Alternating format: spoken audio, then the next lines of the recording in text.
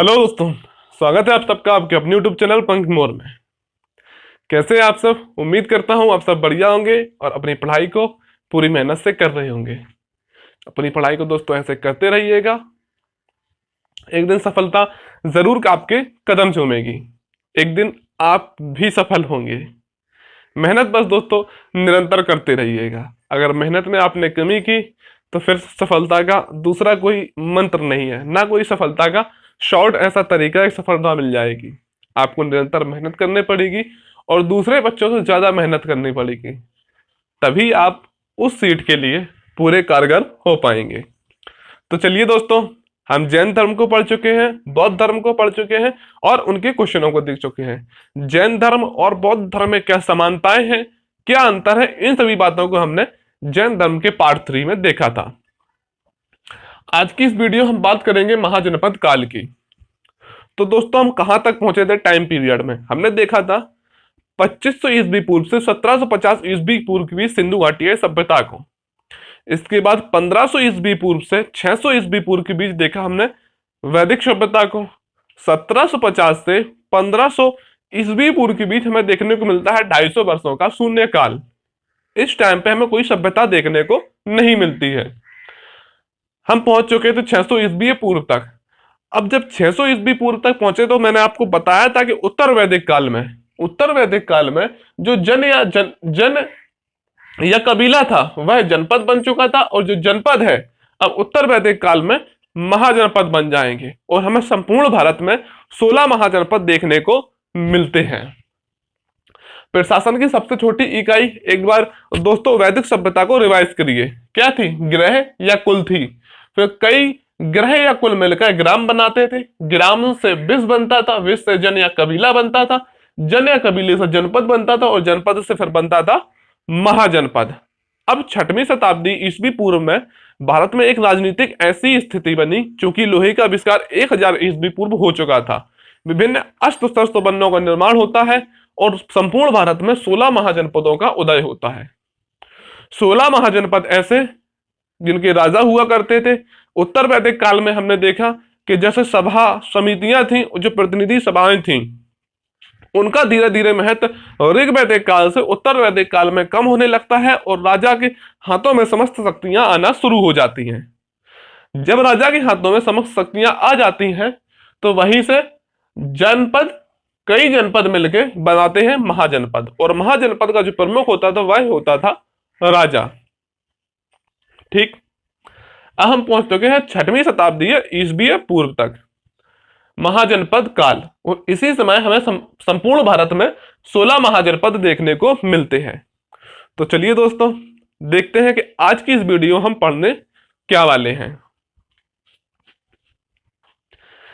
इसको दोस्तों जरा आप ध्यान से देखिए ताकि आपको चीजें समझ में आए, और जो हम 16 महाजनपदों को देखें कि किस महाजनपद ने किसका विलय किया, कौन सा राजा था, राजधानियां कहां पे थी, वर्तमान अवस्थिति कहां थी, उनको आप इजीली समझ पाए। तो दोस्तों आज की वीडियो हम देखेंगे 16 महाजनपदों को, कौन से किन से जानकारी प्राप्त होती है, कौन से गणतंत्र राजतंत्र थे, कौन से राजतंत्रात्मक जिनमें शासन व्यवस्था थी। ये रहे दोस्तों 16 महाजनपद। इसके बाद में 16 महाजनपद मिलकर 16 महाजनपद जब एक दूसरे महाजनपदों के बीच लड़ाइयां हो रही थी, मित्रता के द्वारा, विवाह के द्वारा, कई तरीकों से एक दूसरे को, जो महाजनपद थे, एक दूसरे महाजनपदों को हड़पने की कोशिश कर रहे थे। अंततः होता क्या है कि मगध, कौशल, वत्स और अवंती 4 महाजनपद निकलकर सामने आते हैं, जिनमें से अंतिम रूप से विजयी होता है मगध। मगध के हम देखेंगे कि अंतिम रूप से मगध विजयी क्या हुआ, क्या राजनीतिक, आर्थिक और सामाजिक कारण रहे होंगे। मगध जो कि 544, अब देखिए आप कि हम 600 ईस्वी पूर्व तक देख चुके थे, इसके बाद 544 ईस्वी पूर्व मगध आता है। हालांकि मगध से पहले एक और हमें वंश देखने को मिलता है बृहद्रथ वंश, लेकिन आधिकारिक तौर पर अगर हम बात करें तो मगध ही वंश हमें देखने को मिलता है। 600 ईस्वी पूर्व तक हम देख चुके हैं।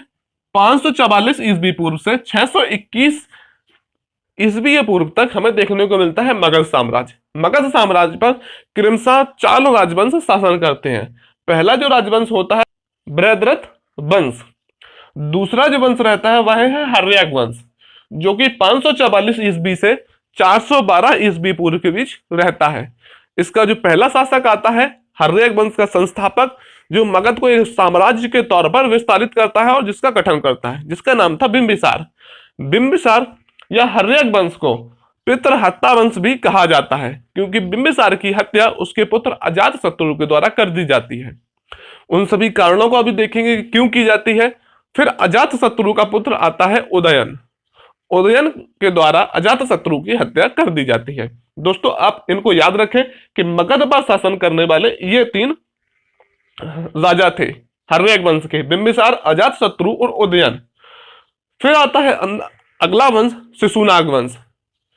शिशुनाग के द्वारा इसकी स्थापना की जाती है। इसका जो अगला शासक आता है वह आता है कालाशोक। आप दोस्तों याद करिए कि कालाशोक आपने कहां पढ़ा है? बौद्ध संगीतियों में पढ़ा था कि कौन सी बौद्ध संगीति कालाशोक के शासन काल में होती है। तो पेजों को अपने पलटिए और रिवाइज करिए कि हाँ कौन सी संगीति कालाशोक के शासन काल में हुई थी, और फिर से चारों को देखिए और याद करिए। अंतिम शासक आता है शिशुनाग वंश का नंदीय वर्धन। आप दोस्तों सिर्फ अभी इन नामों को याद कर ले, अगली पार्ट में इनके बारे में हम डिटेल डिस्कस करेंगे, ताकि जब इनका जो नाम यूज हो 16 महाजनपदों में आप समझ पाए कि हाँ कौन से शासक हैं। अंतिम जो शासक आता है, जो वंश आता है जिसने मगध साम्राज्य पर शासन किया, वह आता है नंद वंश। 344 से लेकर 321 ईस्वी पूर्व तक नंद वंश ने शासन किया, जिसका शासक था महापदानंद और घनानंद। और घनानंद के शासन काल में ही घनानंद के जो मंत्री थे, जिनका नाम था चाणक्य, कौटिल्य या विष्णुगुप्त, जब घनानंद के द्वारा प्रताड़ित करके अपने दरबार से भगा दिया जाता है, तो वही चाणक्य जाके एक साधारण से बालक चंद्रगुप्त मौर्य को इस काबिल बनाते हैं, शिक्षा देते हैं, ताकि वही चंद्रगुप्त आके घनानंद को पराजित करता है, मगध साम्राज्य पर मौर्य वंश की स्थापना करता है, जो कि 321 ईस्वी पूर्व से मौर्य साम्राज्य शुरू होता है। ये रही दोस्तों पूरी कहानी की, हाँ चीजें किस तरीके से चलेंगी। अब देखेंगे हम भारत में कौन कौन से 16 महाजनपद थे। चलिए दोस्तों देखते हैं। प्रशासन की सबसे छोटी इकाई जो ऋग वैदिक काल में देखने को मिली हमें, वो ग्रह या कुल। फिर कई ग्रह या कुल मिला के बनाते थे एक ग्राम को, फिर कई ग्राम मिलकर बनाते थे एक विश्व को, और कई विश्व मिलकर बनाते एक जन या कबीला को। ऋग वैदिक काल में जो प्रशासन की सबसे बड़ी इकाई हो चुकी थी, वह हो चुकी थी ऋग जन या कबीला। लेकिन वही उत्तर वैदिक काल में थोड़ा सा प्रशासनिक इकाई में और वृद्धि होती है, वह बन जाती है जनपद। फिर उत्तर वैदिक काल में कई जनपद मिलकर बनाते हैं महाजनपद।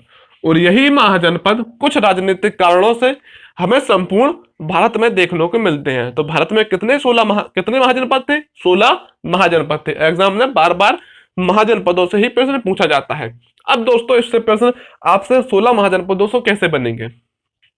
प्रश्न बनेगा कि वर्तमान में कितने महाजनपद थे? 16 महाजनपद थे। इनकी राजधानियां कहां थी, वर्तमान स्थिति कहां है इनकी, और इनके शासकों का नाम है, और किस महाजनपद के द्वारा कौन से महाजनपद के बीच युद्ध हुआ, समझौते हुए, विवाह हुए, इनसे प्रश्न बनते हैं। और दोस्तों कई पुत्रियां थी, जैसे कि प्रसेनजित की बहन महाकौशला पुत्री बजीरा।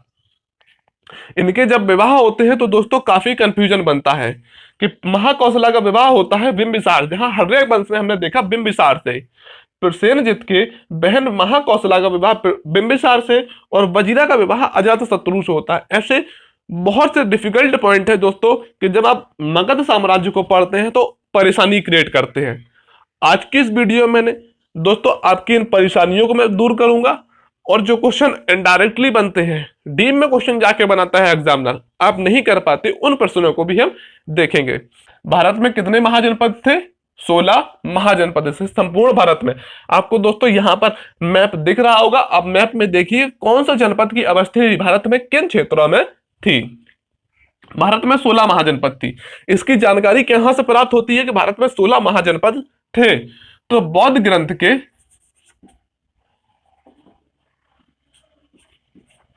बौद्ध ग्रंथ के अंगुत्तर निकाय और जैन धर्म के भगवतीय सूत्र। बौद्ध धर्म के अंगुत्तर निकाय और जैन धर्म के भगवतीय सूत्र से हमें 16 महाजनपदों के प्रमाण मिलते हैं कि भारत में 16 महाजनपद थे। हालांकि जैन धर्म के भगवतीय सूत्र और बौद्ध धर्म के अंगुत्तर निकाय में जो 16 महाजनपद दिए गए उनके नामों में कुछ अंतर है, लेकिन 6 महाजनपद एक ही नाम के प्राप्त हुए हैं। 16 महाजनपदों के प्रमाण कहां से मिलते हैं? तो बौद्ध धर्म के अंगुत्तर निकाय, बौद्ध धर्म के अंगुत्तर निकाय इंपॉर्टेंट है दोस्तों, बार बार मैं कहूंगा जो इंपॉर्टेंट होगा कि इंपॉर्टेंट आपको याद रखना है, रटना है कि एग्जाम में बार बार प्रश्न इससे पूछा जाएगा। जानकारी प्राप्त होती है बौद्ध धर्म का एक ग्रंथ है जिसका नाम है अंगुत्तर निकाय और जैन धर्म का एक ग्रंथ है जिसका नाम है भागवतीय सूत्र। बौद्ध धर्म का कौन सा है? अंगुत्तर निकाय और जैन धर्म का है भगवतीय सूत्र। इन दोनों से भारत में 16 महाजनपदों की होने की अवस्थिति जो है उसकी जानकारी प्राप्त होती है। अब जो दोस्तों 16 महाजनपद थे, 16 महाजनपदों में 14 महाजनपदों में राजतंत्रात्मक व्यवस्था थी और 2 महाजनपदों में गणतंत्रात्मक व्यवस्था थी। राजतंत्रात्मक व्यवस्था में दोस्तों जिसकी संपूर्ण शक्तियां राजा के हाथों में होती थी और वही उनका नियंत्रण करता था सारी शक्तियों का। लेकिन गणतंत्रात्मक शासन व्यवस्था वर्तमान की स्थिति जैसी थी, वर्तमान जो भारत की जो संघीय स्थिति है वैसे ही गणतंत्रात्मक शासन व्यवस्था थी। शासन राजा के हाथों में अकेले ना होकर पूरी समिति के हाथों में होता था और वही प्रशासन फिर चलाती थी। गणतंत्रात्मक व्यवस्था में जनता के द्वारा राजा को चुना जाता था और समितियां बनती थी, फिर वही प्रशासन चलाती थी। 2 ऐसे महाजनपद थे जहां पर गणतंत्रात्मक व्यवस्था थी, एक बज्जी और दूसरा मल्ल। पहला जो था वह था बज्जी और दूसरा मल्ल। पूछा जाता है एग्जाम में दोस्तों कि विश्व का पहला गणतंत्रात्मक महाजनपद कौन सा था? तो कौन सा था? बज्जी। बज्जी विश्व का पहला ऐसा जनपद या प्रशासन की इकाई थी जहां पर गणतंत्रात्मक व्यवस्था हमें देखने को मिलती है। तो दोस्तों 16 महाजनपदों में 14 महाजनपदों में राजतंत्रात्मक व्यवस्था देखने को मिलती है और 2 महाजनपदों में हमें गणतंत्रात्मक शासन व्यवस्था देखने को मिलती है, जिसमें पहला आ जाता है बज्जी और दूसरा मल्ल। इसके बाद में आते हैं अगले, देखते हैं पाणिनि के द्वारा लिखी गई अष्टाध्यायी। किसके द्वारा? इंपॉर्टेंट है दोस्तों और बार बार पूछा जाता है।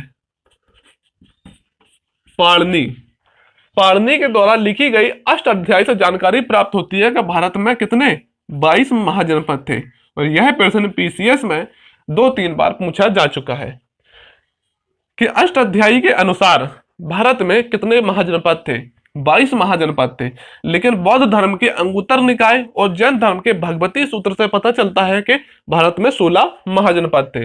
लेकिन अष्टाध्यायी जो पाणिनि द्वारा रचित है उससे ज्ञात होता है कि भारत में 22 महाजनपद थे। अब देखते हैं दोस्तों हम 22 महाजनपदों की, जिसमें से पहला हमारा जो महाजनपद है वह है काशी। काशी, आप काशी को इस मैप में लोकेट कीजिए कहां पे काशी है और देखिए किन क्षेत्रों में है। अब काशी जो इन क्षेत्रों में है इनके सभी जो आसपास के महाजनपद है, सभी जो आसपास के महाजनपद है काशी का उनसे युद्ध होगा, व्यावहारिक संबंध बनेंगे। ये सभी संबंध जो है युद्ध वगैरह काशी के अपने आसपास के महाजनपदों से होते रहेंगे। तभी एक दूसरे महाजनपद जो है एक दूसरे को हड़पते जाएंगे, मिलाते जाएंगे, सीमा विस्तार करते जाएंगे। अंततः जो हमें देखने को मिलते हैं 4 महाजनपद, मगध, कौशल, वत्स और अवंती। मगध, कौशल, वत्स और अवंती। और मगध कुछ राजनीतिक, आर्थिक और प्रशासनिक दृष्टि से शक्तिशाली होने के कारण अंततः एक साम्राज्य के रूप में, मगध साम्राज्य के रूप में सामने आता है। तो पहला है हमारा महाजनपद काशी। काशी की जो राजधानी थी वह थी वाराणसी। जो यूपी वाले बच्चे होंगे उन्हें पता होगा कि वाराणसी को प्राचीन नाम क्या कहा जाता था? काशी कहा जाता था। काशी की राजधानी थी क्या? वाराणसी। पहले पॉइंट में मैंने यहाँ पे वाराणसी लिखी है, यहाँ पे दोस्तों मैंने वर्तमान स्थिति लिखी है, ये सभी बातों को लिखा है। काशी की जो राजधानी थी एग्जाम में प्रश्न पूछा जाता है 16 महाजनपदों से। ज्यादातर जो प्रश्न बनता है वह बनता है राजधानी को लेकर, और सभी बच्चे राजधानी को याद करते हैं। लेकिन दोस्तों जो फिर राजधानी को छोड़ के महाजनपद से प्रश्न बनता है, महाजनपद की स्थिति से बनता है जब मेंस पे प्रश्न, तो फिर नहीं कर पाते सभी लोग। दोस्तों काशी की जो राजधानी थी वह थी वाराणसी, और वर्तमान जो स्थिति भी है, वर्तमान क्षेत्र है, वाराणसी वाला जो क्षेत्र है वही काशी, वहीं पे काशी महाजनपद अवस्थित था। वर्तमान वाराणसी और राजधानी भी इसकी वाराणसी थी। काशी के संस्थापक, दोस्तों 16 महाजनपदों में आपको काशी के संस्थापक को याद रखना जरूरी है, जो कि पीसीएस में कई बार पूछा भी गया है। काशी के संस्थापक किन्हें कहा जाता है, तो दिवोदास को। किन्हें?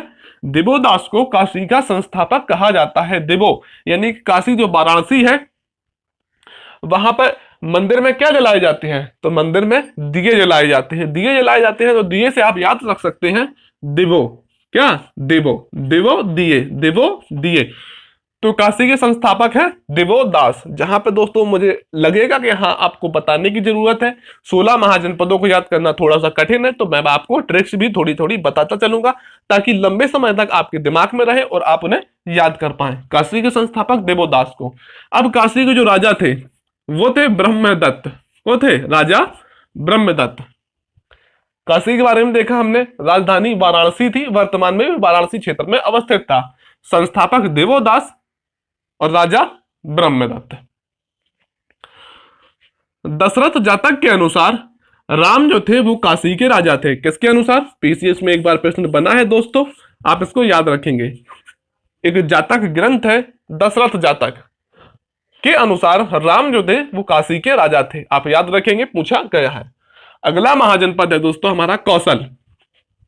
कौशल अगला महाजनपद है कौशल। कौशल की राजधानी थी, दो राजधानियां थी, एक उत्तरी भाग में राजधानी थी कौशल की और एक दक्षिणी भाग में थी। उत्तरी भाग की राजधानी थी कौशल की श्रावस्ती और दक्षिणी भाग की राजधानी थी साकेत। वर्तमान क्षेत्र है जो कौशल का अवध क्षेत्र, यानी कि जो अयोध्या पूरा मंडल है, जो अयोध्या मंडल है पूरा या अवध क्षेत्र की बात करें तो वह पूरा आता था कौशल महाजनपद के अंदर। कौशल की जो राजधानी है वह है श्रावस्ती, उत्तरी राजधानी, और दक्षिणी राजधानी है साकेत।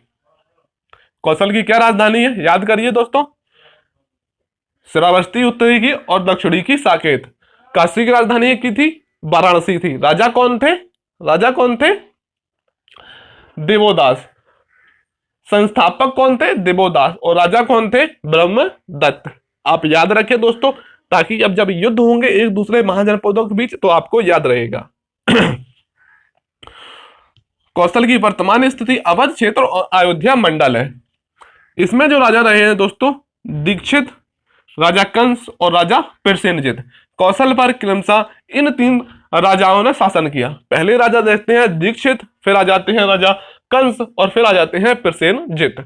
होता क्या है दोस्तों कि काशी के जो राजा थे जिनका नाम था ब्रह्मदत्त और कौशल के राजा थे दीक्षित, इन दोनों राजाओं के बीच चौकू, यह अवध क्षेत्र में अवस्थित था कौशल, और यह काशी जो था वाराणसी क्षेत्र में। सीमाएं निकट होने के कारण और सीमा विस्तार के कारण दोनों महाजनपदों के बीच होता है युद्ध। और युद्ध स्वरूप होता क्या है, जो काशी के जो राजा थे ब्रह्मदत्त और कौशल के राजा थे दीक्षित, ब्रह्मदत्त दीक्षित को हरा देते हैं। ब्रह्मदत्त दीक्षित को हरा देते हैं और कौशल को अपने साम्राज्य, अपने महाजनपद काशी में मिला लेते हैं। तो कौशल का प्रभुत्व समाप्त हो गया, कौशल काशी में मिल गया। ठीक, फिर अगले आते हैं राजा कंस। राजा कंस इतना शक्तिशाली दोस्तों शासक था कि जिसने पलटी हुई संपूर्ण सत्ता को, कौशल को काशी में मिला लिया गया था। राजा कंस आते हैं, पूरी सेना गठित करते हैं, प्रशासनिक पूरी ऐसा ढांचा तैयार करते हैं जिससे काशी को हरा सके, ब्रह्मदत्त को हरा सके। तो इतना शक्तिशाली शासक कंस आकर संपूर्ण सत्ता को परिवर्तित कर लेता है और कौशल को काशी से छुड़ा लेता है। कौशल को काशी से छुड़ा लेता है। काशी फिर से स्वतंत्र महाजनपद बन जाता है। काशी कौशल फिर से स्वतंत्र महाजनपद बन गया। अगले शासक आते हैं प्रसेनजित। अगले शासक को आ जाते हैं प्रसेनजित। दोस्तों अभी तक हमने देखा काशी और कौशल के बारे में। राजा थे ब्रह्मदत्त और कौशल के राजा थे राजा दीक्षित। होता क्या है कि ब्रह्मदत्त राजा दीक्षित को हरा देते हैं और कौशल को काशी में मिला देते हैं। फिर जो अगले राजा आते हैं वह आते हैं कंस, जो ब्रह्मदत्त को हराकर काशी कौशल को फिर से स्वतंत्र करा लेते हैं। कौशल के बाद अगले जो राजा आते हैं वह आते हैं प्रसेनजित। इनके बारे में देखना दोस्तों जरूरी है कि राजा जो प्रसेनजित थे, इनकी एक बहन थी जिनका नाम था महाकौशला और इनकी एक पुत्री थी जिनका नाम था बजीरा। प्रसेनजित की बहन का नाम क्या था? महाकौशला, और पुत्री का नाम था बजीरा। महाकौशला जो बहन थी, इनका विवाह होता है हर्यक वंश के। इसीलिए मैंने दोस्तों आपको शुरू में बताया था कि आप इन चीजों को याद रखें। मगध पर शासन करने वाले हर्यक वंश के संस्थापक बिंबिसार, महाकौशला का जो विवाह होता है वह होता है बिंबिसार से, जो कि हर्यक वंश के संस्थापक थे। अब बिंबिसार का पुत्र था अजातशत्रु। कौन था? अजातशत्रु। महाकौशला और बिंबिसार का विवाह होता है। तो जब महाकौशला बिंबिसार का विवाह होता है, जो काशी था, काशी को दहेज स्वरूप प्रसेनजित, चूंकि प्रसेनजित के द्वारा काशी को जीत लिया गया था, अब काशी को प्रसेनजित दहेज स्वरूप किसको दे देते हैं? देते हैं बिंबिसार को। काशी दहेज स्वरूप बिंबिसार को दे दिया जाता है। महाकौशला जो कि प्रसेनजित की बहन थी, उनका विवाह होता है बिंबिसार से, जो कि हर्यक वंश का। चीजें दोस्तों टफ है, एक दूसरे से जुड़ी हुई है, लेकिन आप जब दिमाग खोल के चीजों को समझेंगे, मैं बहुत आसान भाषा में आपको समझा रहा हूं, तो आपको यकीनन चीजें समझ में आएंगी। और एक बार समझ में आ गई फिर आप नहीं बोलेंगे। फिर से देखिए दोस्तों, राजा दीक्षित ब्रह्मदत्त दीक्षित को हराता है और काशी को जीत लेता है। ब्रह्मदत्त दीक्षित को हराता है और कौशल को जीत लेता है। इसके बाद आते हैं राजा कंस, कौशल को फिर से छुड़ा लेते हैं। इसके बाद आते हैं प्रसेनजित काशी को जीत लेते हैं। प्रसेनजित जो आते हैं वह काशी को जीत लेते हैं। जो काशी प्रसेनजित ने जीता था, वह अपनी बहन महाकौशला का विवाह बिंबिसार से करने का दहेज स्वरूप काशी को बिंबिसार को दे देते हैं। इसके बाद थी पुत्री, क्योंकि बिंबिसार का पुत्र था अजातशत्रु। बिंबिसार का पुत्र था अजातशत्रु और प्रसेनजित की पुत्री थी वजीरा। अब अजातशत्रु अपनी माता महाकौशला, जो महाकौशला थी, कि घर पर जाता है, आना जाना होता है, मेल मिलाप होता है, तो यह अजातशत्रु का दिल वजीरा पर आ जाता है और वजीरा भी अजातशत्रु से प्रेम करने लगती है। अजातशत्रु कहता है कि मुझे वजीरा से विवाह करना है। क्या करना है? विवाह करना है। लेकिन इस विवाह से बिंबिसार संतुष्ट नहीं थे। अजातशत्रु अंततः करता क्या है? काफी ज्यादा दोनों के बीच लड़ाई झगड़े होते हैं। अजातशत्रु बिंबिसार को छोड़ के भाग जाता है। अंततः जब आता है तो वह वजीरा से विवाह करने के लिए अपने पिता बिंबिसार की हत्या कर देता है। बिंबिसार की हत्या करने के कारण, चूंकि महाकौशला विधवा हो चुकी थी, करने के कारण प्रसेनजित के द्वारा काशी जो दहेज स्वरूप दिया गया था उसको वापस ले लिया जाता है। लेकिन जब प्रसेनजित की स्वास्थ्य थोड़ा बिगड़ जाता है तो वह अपनी पुत्री वजीरा का विवाह अजातशत्रु से कर देते हैं। अजातशत्रु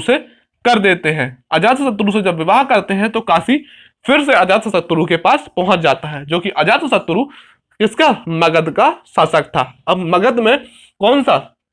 काशी मिल चुका है।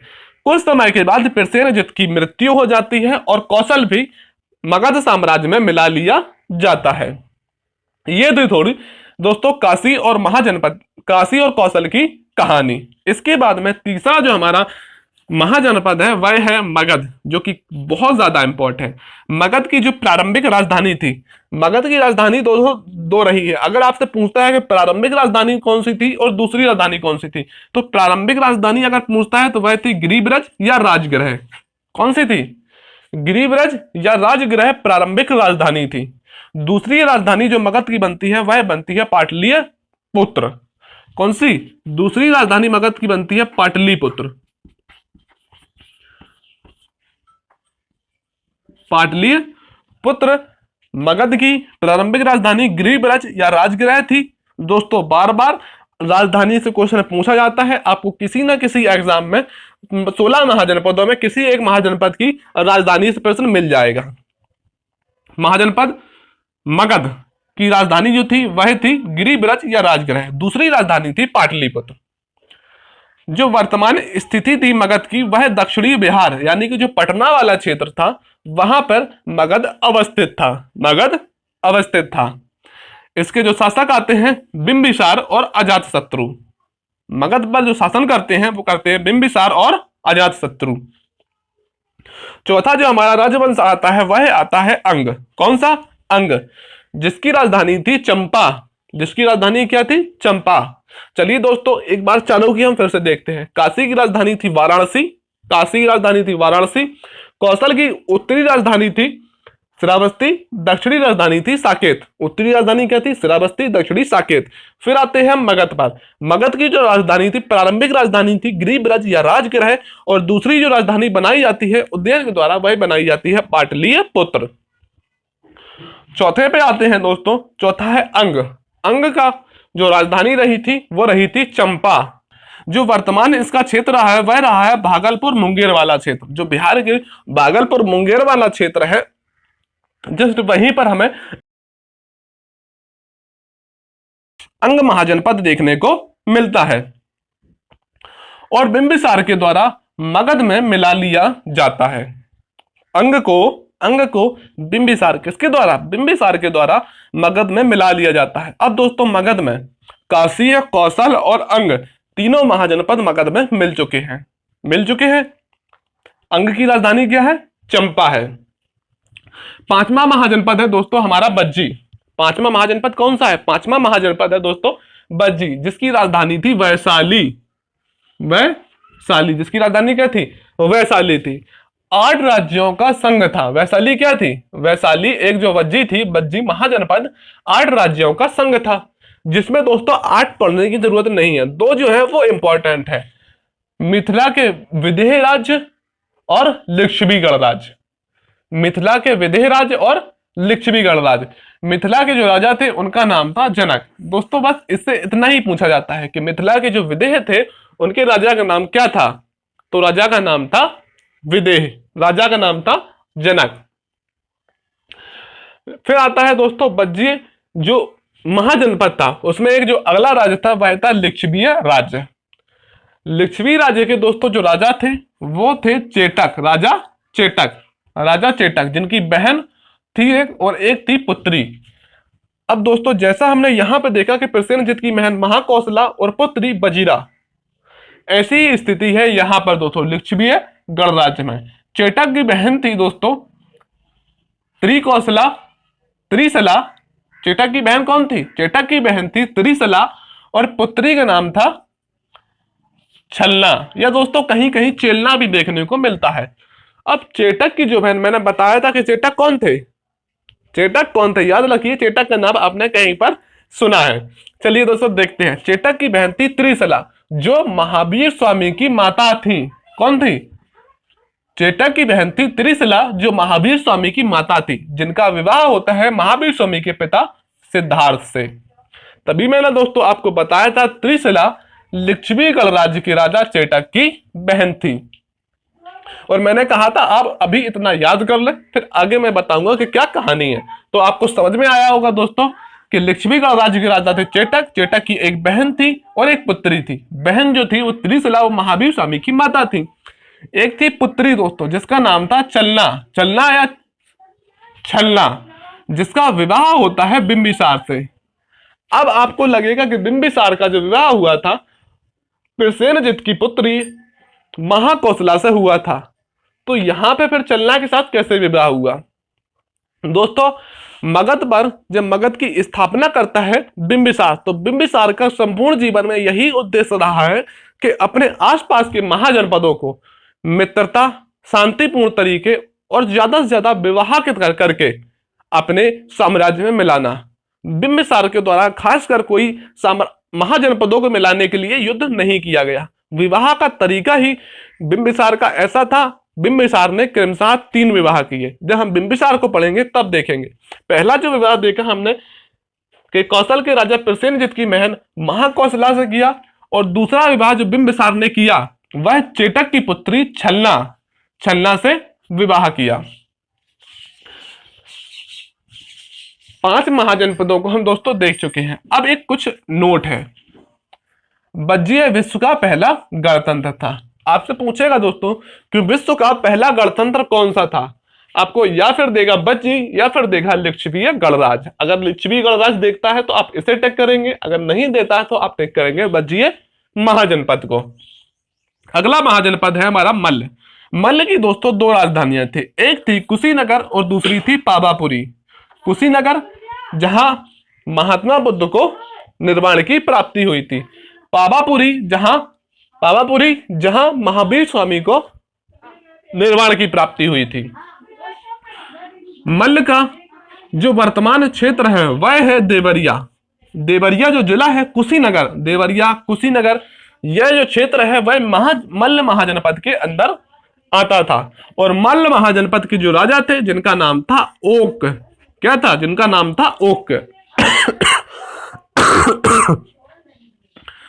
तो मल्ल महाजनपद जिसकी राजधानी थी कुशीनगर और पावापुरी, वर्तमान में यह क्षेत्र देवरिया, कुशीनगर, पावापुरी के अंदर आता है। यहां के जो राजा थे उनका नाम था ओक। अगला जो 7वां हमारा महाजनपद है वह है चेदी महाजनपद। और चेदी महाजनपद की राजधानी थी वह थी सोत्तीवती। चेदी महाजनपद की राजधानी थी सोत्तीवती, जिसका वर्तमान जो क्षेत्र है वह है आधुनिक बुंदेलखंड। उत्तर प्रदेश के झांसी, ललितपुर, जालौन, बांदा, हमीरपुर, यह जो क्षेत्र है वह आधुनिक बुंदेलखंड के अंतर्गत आता है। और यहीं पे हमें देखने को मिलता है चेदीय महाजनपद जिसकी राजधानी थी सोत्तीवती। यहाँ के जो राजा थे इंपॉर्टेंट है दोस्तों और पूछा गया था। यहाँ के जो राजा थे वो थे शिशुपाल। शिशुपाल का वध जो किया गया था कृष्ण के द्वारा चक्र से किया गया था।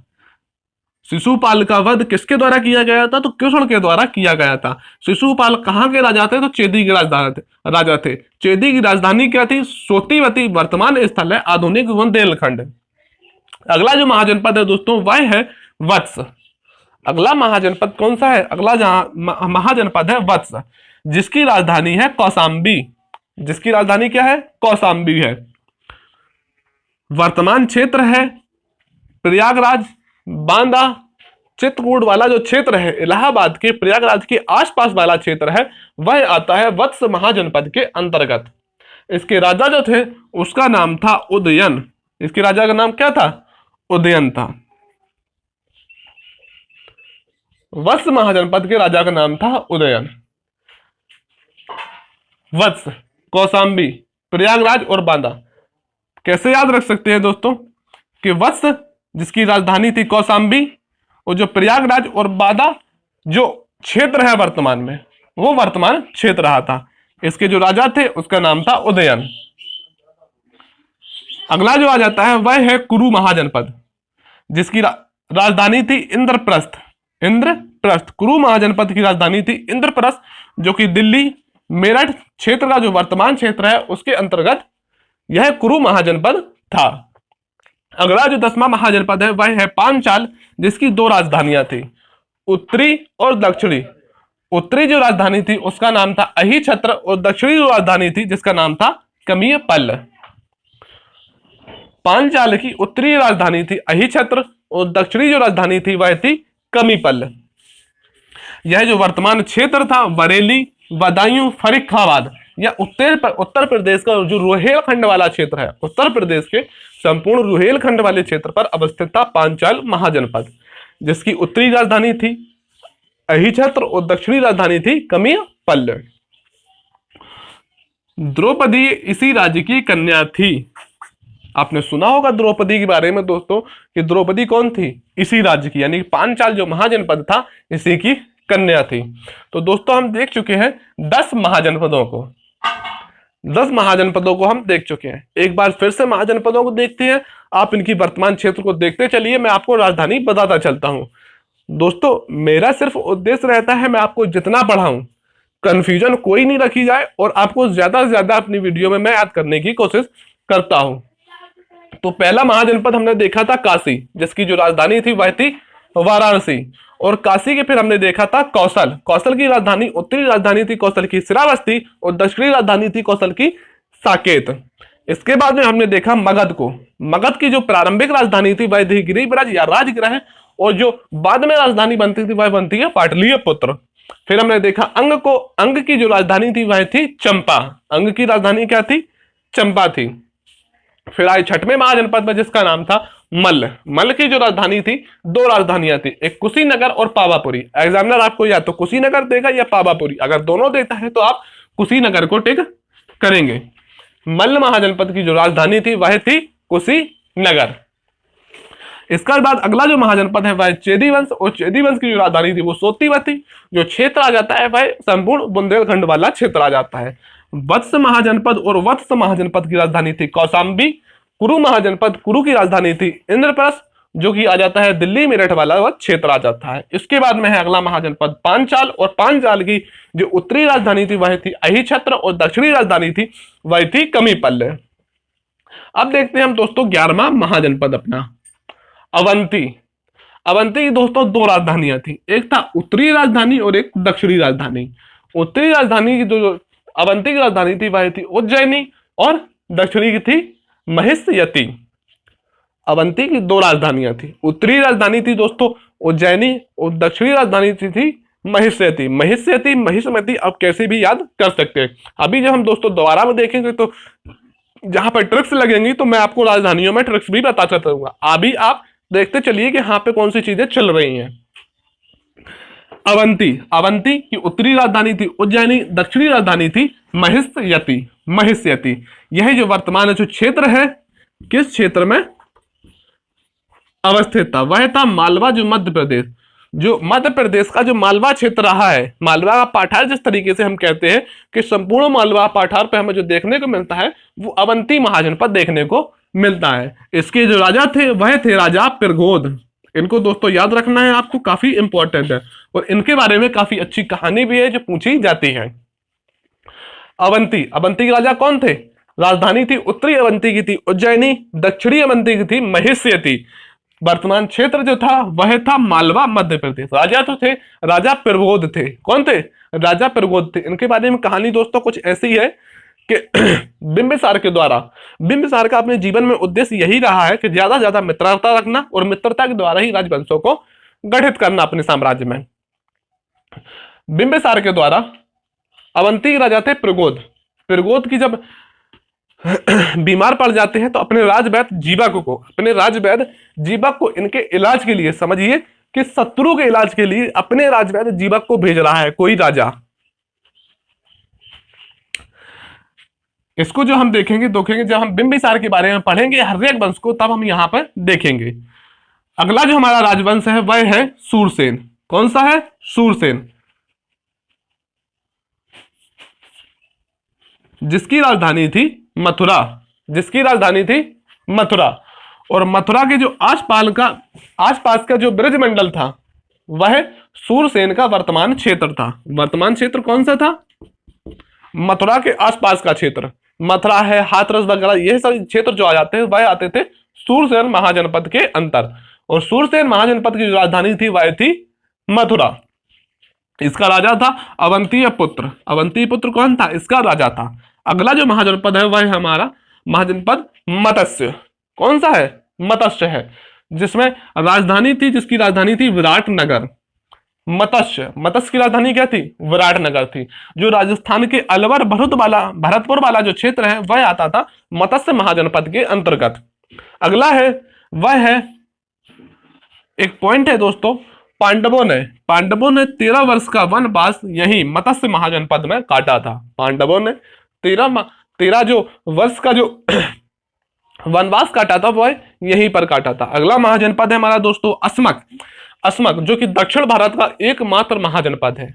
दक्षिण भारत का एकमात्र महाजनपद है अस्मक। अस्मक की जो राजधानी थी वह थी पोतन। अस्मक की राजधानी क्या थी? पोतन थी। और यह वर्तमान जो क्षेत्र था आंध्र प्रदेश और जो गोदावरी घाटी थी, आंध्र प्रदेश गोदावरी घाटी में अस्मक महाजनपद अवस्थित था। इसके राजा थे राजा मुकुल। राजा मुकुल थे जो कि इक्ष्वाकु वंश से संबंधित थे। राजा मुकुल जो कि इक्ष्वाकु से संबंधित थे। अवंती ने इसको जीत लिया था। किसने? अवंती ने। अस्मक जो कि दक्षिण भारत का एकमात्र महाजनपद है जिसकी राजधानी है पोतन, जो कि आंध्र प्रदेश या गोदावरी घाटी में अवस्थित था। इसके राजा थे राजा मुलुक जो कि इक्ष्वाकु वंश से संबंधित थे।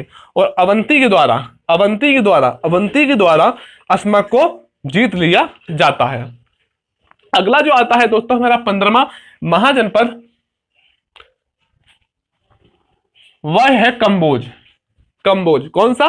कंबोज जो कि राजपुर हाटक। कंबोज की राजधानी क्या थी? राजपुर, या आपको देगा राजपुर या देगा हाटक, या दोनों देता है तो आप दोनों को टिक करेंगे। कंबोज की राजधानी क्या थी? राजपुर हाटक कंबोज की राजधानी थी। दक्षिण पश्चिमी कश्मीर या राजौरी जो हजारा वाला क्षेत्र था, राजौरी हजारा वाला जो क्षेत्र था वह महाजनपद यानी कि कंबोज महाजनपद के अंतर्गत आता था। दक्षिण पश्चिमी कश्मीर वाला क्षेत्र कंबोज महाजनपद के अंतर्गत आता था। और कंबोज महाजनपद की जो राजधानी थी वह थी राजपुर हाटक। कौटिल्य, चाणक्य या विष्णुगुप्त तीनों किसके नाम है? चाणक्य के ही नाम है। इन्होंने कंबोज जो लोग थे उनको कहा है वार्ता शास्त्रोपजीवी। क्या कहा है? इंपॉर्टेंट प्रश्न है दोस्तों और बार बार पूछा जाता है कि चाणक्य ने किनको वार्ता शास्त्रोपजीवी कहा है? तो किनको कहा है? कंबोज महाजनपद के लोगों को कहा है। कंबोज महाजनपद के जो दोस्तों घोड़े हुआ करते थे वह बहुत प्रशिक्षित और उन्नत किस्म के घोड़े हुआ करते थे। कौटिल्य ने वार्ता शास्त्रोपजीवी किनको कहा है? कंबोज महाजनपद के लोगों को कहा गया है। और वार्ता शास्त्रोपजीवी का अर्थ होता है दोस्तों कि अपना जीवन यापन पशु चारण कर से, कृषि करके या शस्त्रों को बनाकर जो व्यतीत करता है उन्हें कहा जाता है वार्ता शास्त्रोपजीवी। इसके बाद जो अगला महाजनपद आता है वह आता है गांधार। अगला महाजनपद आता है गांधार जो कि भारत से कहें वर्तमान भारत से बाहर की सीमा में अवस्थित था। भारत की सीमा रेखा के एकमात्र महाजनपद जो अवस्थित था वह था गांधार। गांधार जो कि वर्तमान जिसकी राजधानी थी, गांधार की राजधानी क्या थी? तक्षशिला। दोस्तों तक्षशिला से एक पॉइंट आप और भी याद रखें, तक्षशिला जो कि विश्व का प्रथम विश्वविद्यालय था। प्रथम विश्वविद्यालय कौन था? वह था तक्षशिला। आपसे पूछता है कि सबसे प्राचीन विश्वविद्यालय कौन सा है, तो अब नालंदा टिक करके आते हैं, लेकिन नालंदा नहीं है दोस्तों। तक्षशिला भारत का नहीं विश्व का भी सबसे प्राचीन विश्वविद्यालय था। गांधार जिसकी राजधानी थी तक्षशिला जो कि वर्तमान में पेशावर और जो रावलपिंडी वाला पाकिस्तान में क्षेत्र है, पेशावर और रावलपिंडी पाकिस्तान में जो क्षेत्र है वह गांधार महाजनपद के अंतर्गत आता था। और जो यहाँ के राजा थे उनका नाम था तक्ष। क्या नाम था? राजा तक्ष। तक्ष के नाम पर ही तक्षशिला राजधानी पड़ती है, नगर बसाया जाता है। और यह क्या? भरत के पुत्र थे। राजा जो तक्ष थे वह किसके पुत्र थे? भरत के पुत्र थे। तो यहां तक दोस्तों हमने देखा है 16 महाजनपदों को। 16 महाजनपदों का। अब 16 महाजनपदों में क्या कहानी बनती है, किस तरीके से 4 महाजनपद अंततः निकल के आते हैं। एक बार दोस्तों देखते हैं राजधानियों को ट्रिक से।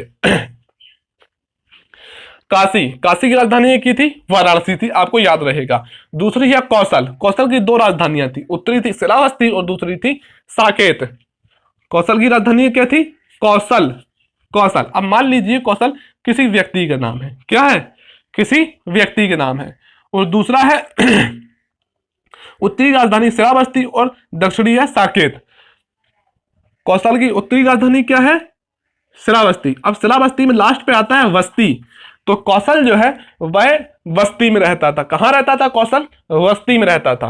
मैंने भी दोस्तों इसी तरीके से जब मुझे कंफ्यूजन होती थी 16 महाजनपदों में तो मैंने इसी तरीके से याद किया था। कौशल जिसकी उत्तरी राजधानी थी श्रावस्ती। कौशल एक व्यक्ति का नाम है। उत्तरी राजधानी श्रावस्ती यानी कि बस्ती में रहता था। दक्षिणी जो राजधानी थी, दक्षिणी वह थी साकेत। क्या थी? साकेत। अब साकेत से दोस्तों आप याद रख सकते हैं एक फिल्म आई थी साकेत, जो कि एक भूत की फिल्म थी, यानी कि भूत प्रेत की फिल्म थी, उसमें दिखाया गया था। अब कौशल को क्या लगता है, दक्षिणी, यानी कि कौशल को क्या लगता है, दक्षिणी जो भाग है उसकी राजधानी थी साकेत। कौशल को जो बस्ती में रहता था, जिस बस्ती में रहता था उसमें उसे डर लगता, तो डर से आप याद रखेंगे यहाँ पे साकेत एक फिल्म थी, साकेत फिल्म थी, इससे आप याद रख सकते हैं। इसके बाद में हमने देखा मगध को। मगध की जो, इसको दोस्तों आपको याद ही करना पड़ेगा, इंपॉर्टेंट है, इसमें आप कोई ट्रिक नहीं लगाएं। मैं कहता हूं हर बार एग्जाम में जो पूछा जाएगा बार बार मगध ही पूछा जाता है। मगध इसलिए पूछा जाता है कि अंततः जो विजित होकर एक साम्राज्य के रूप में महाजनपद से आता है, साम्राज्य के रूप में, वह मगध ही आता है। तो मगध की राजधानी क्या थी, प्रारंभिक राजधानी थी गिरिब्रज या राजगृह, और बाद की जो राजधानी बनती है वह बनती है पाटलिपुत्र। इसके बाद में देखा हमने अंग। अंग का राजधानी है वह है चंपा, यानी कि चंपा आप समझ सकते हैं, चंपा किसी स्त्री का नाम है, चंपा किसी स्त्री का नाम है, और जिसका जो अंग है, यानी कि हाथ पैर जिसके जो अंग है वह काफी अच्छे हैं। कैसे अच्छे हैं, आप ऐसे याद रख सकते हैं। अगला जो आता है पांचवा बज्जी। बज्जी की राजधानी है वैशाली। बज्जी की राजधानी क्या है, बज्जी की राजधानी है वैशाली। वैशाली, वैशाली में क्या हुआ था, याद करिए दोस्तों, राजगृह में वैशाली को पुत्र की प्राप्ति हुई और उसे कुंडल पहनाए गए। तो वैशाली में क्या हुआ था, द्वितीय बौद्ध संगीति हुई थी। द्वितीय बौद्ध संगीति कहां हुई थी, वैशाली में हुई थी। द्वितीय बौद्ध संगीति, द्वितीय बौद्ध संगीति कहां हुई थी, वह वैशाली में हुई थी, और वैशाली में भी बज्जी की राजधानी थी। बज्जी की राजधानी क्या थी, वैशाली थी। तो आप ऐसे याद रख सकते हैं। अगला आता है दोस्तों मल्ल। अगला आता है मल्ल। मल्ल की दो राजधानियां थी, कुशीनगर और पावापुरी। कुशीनगर और पावापुरी। अब याद रखिए मल्ल, मल्ल का मतलब मल्ल से समझ सकते हैं कि मल्ल गया, यानी कि मर गया। मल्ल से आप समझ सकते हैं मर गया। तो कुशीनगर में गौतम बुद्ध की मृत्यु हुई थी, और पावापुरी में महावीर स्वामी की मृत्यु हुई थी। महावीर स्वामी और गौतम बुद्ध दोनों यहाँ पर मृत्यु हुई थी, यानी कि मर गए थे। क्या हो गए थे, मर गए। तो आप समझ सकते हैं मल्ल से मर गए थे। अगला है चेदी वंश। अगला कौन सा है, चेदी वंश, जिसकी राजधानी थी सोत्तीवती। चेदी की राजधानी थी सोत्तीवती। आप यहाँ पे दोस्तों अपने हिसाब से ट्रिक लगा ले, जो भी आप ट्रिक सुटेबल समझे। कुछ दोस्तों ऐसी ट्रिक होती है कि हम खुद से ही बना लेते हैं, जो किसी को बताने की नहीं होती है, तो आप खुद से ही अपनी ट्रिक बना ले। चेदी वंश की राजधानी क्या थी, सोत्तीवती थी। अगला जो है वह है वत्स। वत्स की राजधानी थी कौशाम्बी। वत्स की राजधानी क्या थी, कौशाम्बी। आप इसको कैसे याद रख सकते हैं कि वत्स की राजधानी कौशाम्बी। आपका कोई मित्र है जिससे आप बातें करना चाहते हैं, क्या करना चाहते हैं, बातें करना चाहते हैं। जब वो आपको कॉल करता है तो आप क्या कहते हैं, आप क्या कहते हैं, वत्स, यानी कि बातें जो है हम कब करेंगे, शाम को करेंगे। शाम्बी कब करेंगे, शाम को करेंगे। तो वत्स की राजधानी क्या थी, कौशाम्बी थी। कुरु, कुरु से आप समझ सकते हैं कि गुरु, कुरु की जो राजधानी थी वह थी इंद्रप्रस्थ। इंद्रप्रस्थ का मतलब आपसे इंद्र को याद आता है। इंद्र कौन थे, इंद्र कौन थे, ऋग्वैदिक काल में जो सबसे बड़े देवता थे, जिनका 250 बार ऋग्वेद में वर्णन किया गया था, वह कौन थे, इंद्र थे। और इंद्र से आप समझते हैं गुरु है, तो इंद्र ऋग्वेद में कौन थे, गुरु थे। कुरु गुरु, और इंद्र ऋग्वेद में कौन थे, गुरु थे। अगला है पांचाल, यानी कि पांचाल कैसा, अहिछत्र। पांचाल को आप दोस्तों समझ सकते हैं हालचाल। पांचाल को आप समझ सकते हैं हालचाल। कोई पूछता है हालचाल कैसा है, तो आप क्या कहते हैं, अहिछत्र, यानी कि अच्छा है, अहिछत्र। और दूसरी जो दक्षिणी राजधानी थी कमीपल। कमीपल, कमीपल यानी कमी का मतलब हालचाल में, अहिछत्र में कमी है, क्या है, कमी। तो कम अच्छा है, कम अच्छा है। हालचाल कैसा है, तो कम अच्छा है। कमीपल और अहिछत्र, जो कि रोहेलखंड वाले क्षेत्र में अवस्थित था। इसके बाद हमने देखा अवंती। अवंती, अवंती ये दोस्तों आपको याद ही रखना पड़ेगा, क्योंकि अवंती को जो राजा था वह अशोक था। आगे आप पढ़ेंगे तो आपको ये चीजें ज्यादा क्लियर हो पाएंगे, क्योंकि वही नाम है दोस्तों जो बार बार रिवाइज होंगी, आपको पढ़ने के मिलेंगे, तो आपको चीजें कोरिलेट होंगी, एक दूसरे को आपको समझ में आएगा कि अरे यार अवंती में तो अवंती की राजधानी तो उज्जैनी थी, अवंती एक महाजनपद था। ऐसे जब चीजें आप अशोक के बारे में पढ़ेंगे तो ये चीजें आपको समझ में आएंगी। और बार बार मैं कहूंगा दोस्तों पीछे की चीजों को आप याद रखिए, ताकि जो एक दूसरे जो चीजें जुड़ी हुई हैं वो आपको समझ में आए। अवंती की राजधानी थी, उत्तरी राजधानी थी उज्जैनी, और दक्षिणी राजधानी थी महिष्यति। तो महिष्मती साम्राज्य की आप राजधानी से याद सकते हैं महिष्यति। अगली राजधानी है वह है सूरसेन, जिसकी राजधानी है मथुरा। सूरसेन से आज समझ सकते हैं, सूरसेन एक कोई अच्छा नाम है, सूरसेन। और मथुरा, मथुरा जो कि ब्रजमंडल, ब्रजमंडल, कृष्ण, कृष्ण जन्मभूमि मथुरा क्या है, सूरसेन। तो कृष्ण कैसे थे, सूर यानी कि सूरसेन थे, एक महान थे, सूरसेन थे, एक वीर नाम नहीं है। तो कृष्ण कैसे थे, एक वीर थे, तो सूरसेन थे। इसके बाद में मत्स्य, मत्स्य, मत्स्य का आ जाता है विराटनगर। तो विराट से दोस्तों क्या समझ में आता है आपको, विराट एक बड़ा, बड़ा सा, विराट मतलब बड़ा है शरीर जिसका, और जिसमें मत्स्य यानी कि मांस ज्यादा होगा, मत्स्य ज्यादा होगा, तो वह कैसा दिखेगा, विराट दिखेगा। अगला 14वां है अस्मक, जो कि दक्षिण भारत का था। दोस्तों आपको यह याद ही रखना होगा, अस्मक जिसकी राजधानी थी पोतन, अस्मक जिसकी राजधानी थी पोतन, अस्मक जिसकी राजधानी क्या थी, पोतन, दक्षिण भारत का एकमात्र महाजनपद। 15वां दोस्तों जो महाजनपद है वह कंबोज है, जिसकी राजधानी राजपुर हाटक थी, राजपुर हाटक थी। और जो 16वां महाजनपद है जिसकी राजधानी थी तक्षशिला। यह जो दोस्तों तीन हैंगे उत्तरी क्षेत्र में अवस्थित थे, जैसे कि अस्मक जो कि दक्षिण भारत में था, कंबोज जो कि राजपुर हाटक राजधानी थी जिसकी कश्मीर के दक्षिणी हिस्से में अवस्थित था, और गांधार जो कि भारत के बाहर था जिसकी राजधानी थी तक्षशिला, तक्षशिला, गांधार की राजधानी क्या थी, तक्षशिला। अब दोस्तों इन 16 महाजनपदों में हमने किस तरीके से देखा कि काशी को कौशल ने, और कौशल से फिर मगध के हाथों में दोनों पहुंच जाते हैं, फिर अंग भी मगध के हाथों में पहुंचता है। इसके बाद में जैसे कि वत्स है, पांचाल है, मल्ल है, धीरे धीरे करके दोस्तों अंततः जो निकल के आते हैं एक दूसरे महाजनपद को, इनमें युद्ध हो रहे थे, कुछ संधियां हो रही थी, प्रेम विवाह हो रहे थे।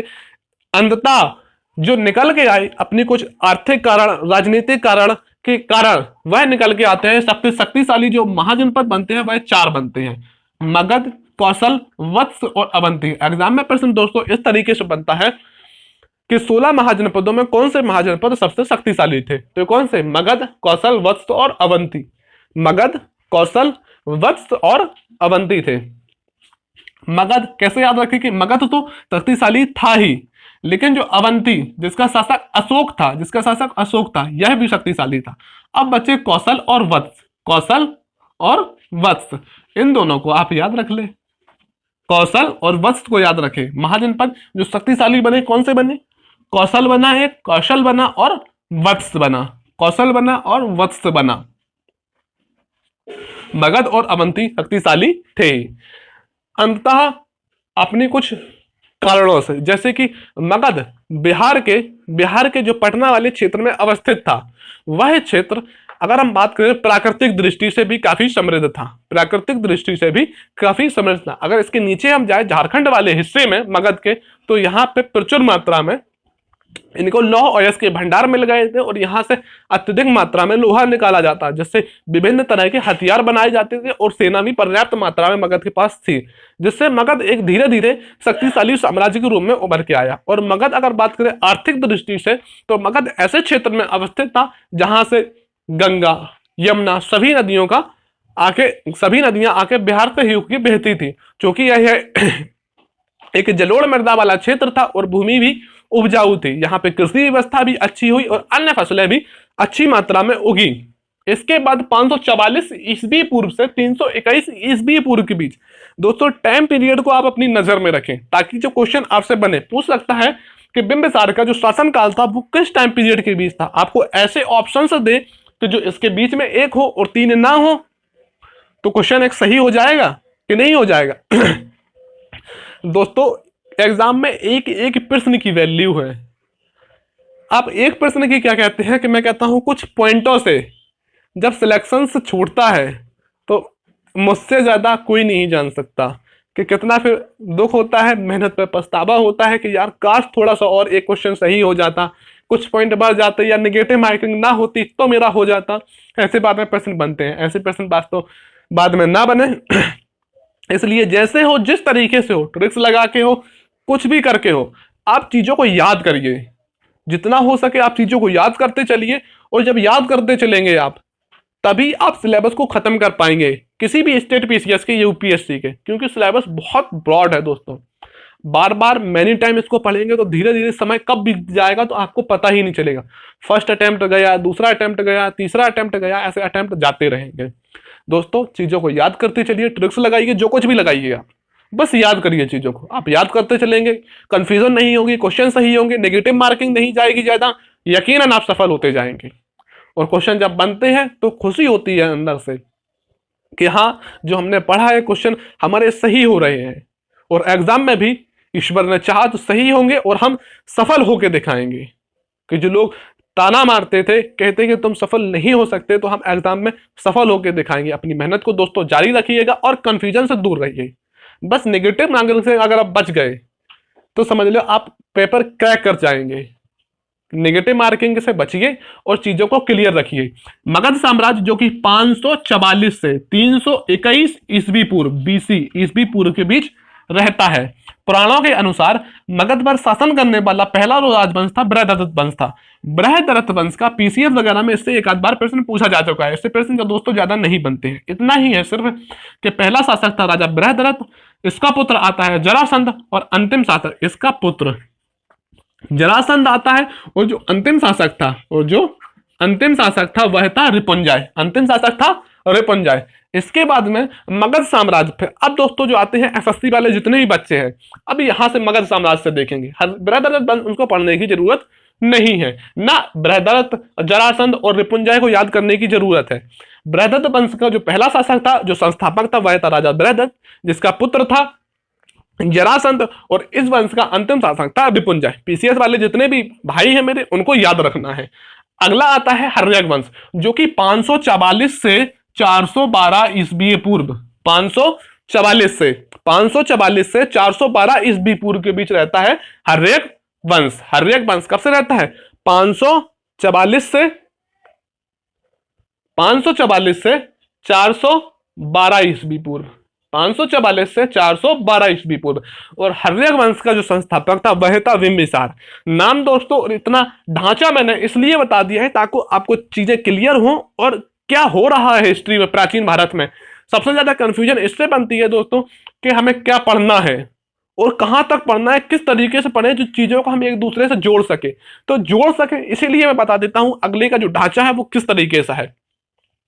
हर्यक वंश जिसका शासक था बिंबिसार। बिंबिसार का पुत्र था अजातशत्रु, और अजातशत्रु का पुत्र था उदयन।